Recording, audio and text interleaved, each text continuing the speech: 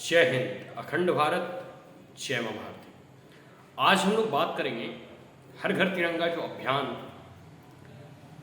भारत सरकार के द्वारा और माननीय और आदरणीय मोदी के द्वारा जो प्रारंभ किया गया है, वो एक बहुत ही अच्छा अभियान है जो लोगों में देश प्रेम की भावना भरने का कार्य करेगा। देखो, एक एक एक एक कह सकते हैं कि एक परंपरा थी कि या तो हम लोग झंडा तोलन वगैरह स्कूलों में देखते थे, ठीक है, या फिर ऑफिशियल्स बिल्डिंग वगैरह मतलब सरकारी कार्यालयों वगैरह में जो है देखने को मिलता है, ठीक है। लेकिन आम मतलब एक सामान्य जन जन के घर में तिरंगा हो और वो खुद से लहराए, उसे खुद से फहराए, ये प्रायः कम ही देखने को मिलता है। हालांकि हम लोग जो है अपने टेबल पे, अपनी गाड़ी पे या फिर अपने ऑफिस के डेस्क पे जो है तिरंगा का फ्लैग जो हम लोग मतलब ऐसे लगाया करते हैं, लेकिन हर एक के घर में अब तिरंगा लहरा है। ये सोचिए अपने आप में कितनी बड़ी बात है। हर घर तिरंगा, आप इसके अर्थों से ही समझ चुके होंगे कि हर घर में तिरंगा फहराने की बात कही जा रही है। हर एक देश के नागरिक के घर में तिरंगा फहराने की बात कही जा रही है। आप लोग अगर बचपन में होंगे तो स्कूल में जो है 26 जनवरी या 15 अगस्त को अक्सर जो है राष्ट्रीय पर्व के रूप में है तिरंगा जो है झंडा तोलन जो है प्रधानाचार्य के द्वारा किया जाता था। उसमें जो है बहुत सारे स्पीच कंपटीशन, डिबेट कंपटीशन, जो है देशभक्ति गीत गाने जो है लोग मतलब गाया करते थे। और एक प्रकार से कह सकते हैं कि वही एक ऐसा क्षण होता था जब लोग जो है कैसे तिरंगा फहराया जाता है, तिरंगा का क्या महत्व है, इसके पीछे कारण क्या है, इन तमाम इतिहास के बारे में जान पाते थे और लोगों को जो है इसके बारे में, इसका महत्व के बारे में पता चलता था। कुछ पेरेंट्स वगैरह को भी बुलाए जाते थे उस फंक्शन में, ठीक है। एक समारोह जब आयोजित होता था 26 जनवरी के उपलक्ष्य में या 15 अगस्त के उपलक्ष्य में, तो गार्जियन वगैरह को भी इनवाइट किया जाता था। तो ये एक ऐसा क्षण होता था, चाहे 15 अगस्त हो या 26 जनवरी, जब लोग जो है हम देश भावना से एकदम ओतप्रोत होते थे। अब बात करूं तिरंगा की, तो तिरंगा जो है, ठीक है, एक प्रकार से कह सकते हैं कि आज़ादी, जब हम कोई भी देश जब आज़ाद होता है तो ठीक उसी प्रकार जब भारत आज़ाद हुआ तो एक राष्ट्रीय चिन्ह और राष्ट्रीय प्रतीक के रूप में जो है इस राष्ट्रध्वज और इस तिरंगे को अपनाया गया। हम थोड़ा इसके बारे में बताएं, इससे पहले जो है हम कुछ चीज़ बताना चाहता हूँ। एक मतलब अगर आप लोग भी मतलब स्कूल कॉलेज वगैरह में पढ़े होंगे या फिर आप बचपनों से मतलब बचपन में आपके साथ मतलब ऐसा जो है ना, आप लोग ऐसा करते थे या नहीं, मैं तो ऐसा करता था। मतलब अगर गवर्नमेंट स्कूल की बात करूं तो जो गवर्नमेंट स्कूल मतलब 1 2 तक गवर्नमेंट स्कूल में पढ़ा था, फिर पब्लिक स्कूल गया, तो गवर्नमेंट स्कूल वगैरह में जो क्या होता था ना कि मतलब उसमें जो है प्रभात फेरी निकलती थी। अभी निकलती है ये पता नहीं, लेकिन उस वक्त जो है प्रभात फेरी निकलती थी। प्रभात मतलब होता है सो और फेरी मतलब होता है चक्कर लगाना। एक व्यक्ति झंडा लेकर और भारत माता की जय, सुभाष चंद्र बोस अमर रहे, भगत सिंह अमर रहे, ऐसे कई एक नारों के साथ जो है हम लोग गली गली में घूमा करते थे, ठीक है। और फिर वह प्रभात फेरी पुनः जो है प्रारंभ भी जो है सरकारी स्कूल से ही होता था और फिर वापस भी हम लोग वहीं जाके मिलते थे एकदम सुबह, ठीक है, जब सब लोग सो ही रहे होते हैं उसी वक्त, ठीक है। तो एक चीज़ तो ये हुआ, जब हम प्राइवेट स्कूल गए, नवादा में एक मानस भारती पब्लिक स्कूल है, उसमें भी हम लोग को एक मौका मिला प्रभात फेरी जो है एक प्रकार से तिरंगा लेकर जो है घूमने का। और स्पीच वगैरह कंपटीशन होता था, उसमें तो पार्टिसिपेट करते ही थे स्कूल में। 26 जनवरी और 15 अगस्त तो ये तो फिक्स है, इसमें भाषण प्रतियोगिता में पार्टिसिपेट करना, प्रतियोगिता ना भी हो फिर भी जो है स्पीच देना, मतलब राष्ट्र के प्रति अपना संबोधन, अपना उद्बोधन, अपने मनोभाव, ठीक है, व्यक्त करना है। तो ये तो चीज़ ये हो गया। इसके बाद अब हम बात करते हैं थोड़ी तिरंगा के बारे में। कि राष्ट्रीय ध्वज जो हमारा प्रतीक है उसमें 3 कलर है, इसके हम अर्थ को जान लेते हैं। तो सबसे पहला जो है ना केसरिया है, भगवा है।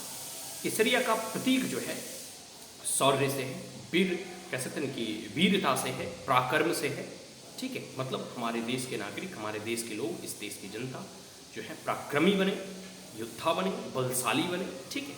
सफ़ेद का जो प्रतीक है, बीच में सफ़ेद की जो पट्टी है, वो जो है शांति और स्थिरता का प्रतीक है, ठीक है। कि हम जो है आखिर जितना भी हमारा पराक्रम, वीर या फिर जितना भी एक प्रकार से कह सकते हो कि हम जितना भी शौर्य दिखाएं, जितना भी हम पराक्रम करें, पूरे जो है ना वो मानव की शांति और स्थिरता के लिए करें, मतलब समाज में शांति स्थापित हो, इसके लिए हम प्रयास करें। और तीसरा है हरे रंग। हरे रंग का प्रतीक है, मतलब एक तो हम कृषि प्रधान देश हैं और एक प्रकार से कह सकते हैं कि हरे रंग हरियाली का प्रतीक है, जो हमारी संपन्नता, हमारी उन्नति, प्रगति को दर्शाता है। और बीच में एक पहिया देखे होंगे आप, चक्र देखे होंगे जिसमें कि 24 तिल्ली होते हैं, वह पहिया अशोक स्तंभ से लिया गया है, जो कैसे तो निरंतरता का प्रतीक है।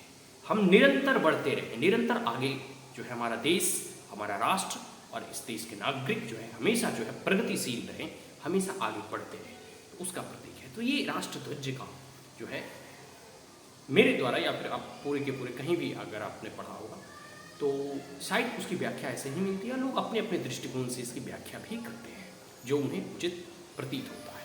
ठीक है, तो हमने गुरुजनों से ये सब सारी चीज़ें सीखा था, वही मैं आपको मतलब एक प्रकार से बताया कि कैसे हमारे आचार्य या प्रधान आचार्य जब भाषण देते थे, मतलब जब हम लोगों को 26 जनवरी या 15 अगस्त में बताया करते थे, वो बताते थे कि किस प्रकार से इन तीनों जो है कलर्स हैं, इसलिए इन्हें ट्राई कलर कहा गया, इसके क्या क्या मीनिंग है, इसके क्या क्या अर्थ है, और बीच में जो पहिया है उसका क्या अर्थ है। तो ये एक चीज़ तो ये क्लियर हो गया।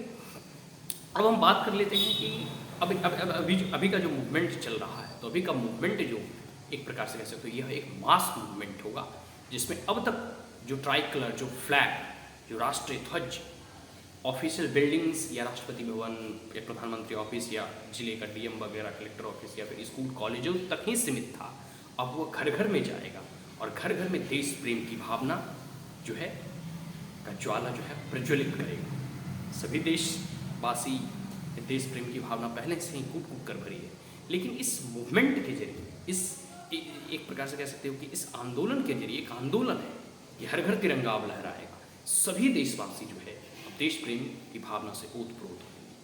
ठीक है, सब में जो है पुनः जो है देशभक्ति, देश के प्रति समर्पण, देश के प्रति त्याग, देश के प्रति बलिदान की भावना फिर से जो है फूट उठेगा और सभी लोग अपने देश के लिए अपना सर्वस्व अर्पण करने के लिए हमेशा तत्पर हो उठेंगे। तो भारत की जो चेतना है उसकी जागृति के लिए यह बहुत महत्वपूर्ण है और बहुत आवश्यक भी था, और इस प्रकार का कदम जो है माननीय मोदी के द्वारा या भारत सरकार के द्वारा उठाया जा रहा है, ये अपने आप में वंदनीय है। तो 15 अगस्त अब नज़दीक ही है। ठीक है, तो अब हम लोग जो है आने वाले कह सकते हो ना कि एक सप्ताह तो ये चलेगा, फिर 15 अगस्त आने वाला है, तो ऐसे भी देखोगे हर जगह निकलोगे तो तिरंगा ही तिरंगा नज़र आएगा।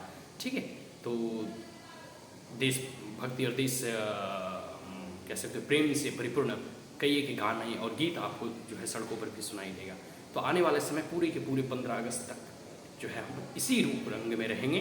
हमारा देश जो है एक प्रकार से फिर से देशभक्ति और देश प्रेम की भावना से जो है लबालब अब भरेगा, और हम अब तक स्वतंत्रता सेनानियों के योगदान को तो याद करेंगे ही, साथ साथ इस तिरंगा फहराने के बाद हम लोग जो है आने वाले समय के लिए, आने वाले भारत के लिए नवनिर्माण, एक प्रकार से कह सकते हो नवीन भारत के लिए, आगामी भारत के लिए हमें अपना क्या योगदान देना है इस राष्ट्र के निर्माण के लिए, इसका भी जो है हमें जो है निर्धारण अभी ही करना है। और आने वाले समय में यह तिरंगा के माध्यम से हम जो अगली पीढ़ी है उसमें भी देश प्रेम की भावना भरने का प्रयास करेंगे और उन्हें यह बताएंगे कि यह तिरंगा का महत्व क्या है, इसका अर्थ क्या है, और कितने लाखों करोड़ों लोगों ने जो है बलिदान देकर अपने इस राष्ट्र को स्वतंत्र किया है, और इसे इनकी स्वतंत्रता को बरकरार रखने के लिए हमेशा हमें जो है बलिदान देने के लिए तत्पर रहना होगा। इसके उत्थान के लिए, इसके प्रगति के लिए, इसके विकास के लिए, और राष्ट्र हमेशा निरंतर आगे बढ़ते रहे, इसके लिए हर एक देशवासी अब उठ खड़ा होगा, सभी लोगों के द्वारा प्रयास किए जाएंगे। तो अब हम इसे यहीं जो है अब खत्म करते हैं। अंत में जो है 4 पंक्तियाँ हैं जो अक्सर हम जो है ना मतलब स्पीच वगैरह भाषण वगैरह देते थे, वो सुनाया करते थे कि जो भरा नहीं हो भावों से, जो भरा नहीं हो भावों से, बहती जिसमें रसधार नहीं, वह हृदय नहीं वह पत्थर है जिसमें स्वदेश का प्यार नहीं। जय हिंद, जय मां भारत।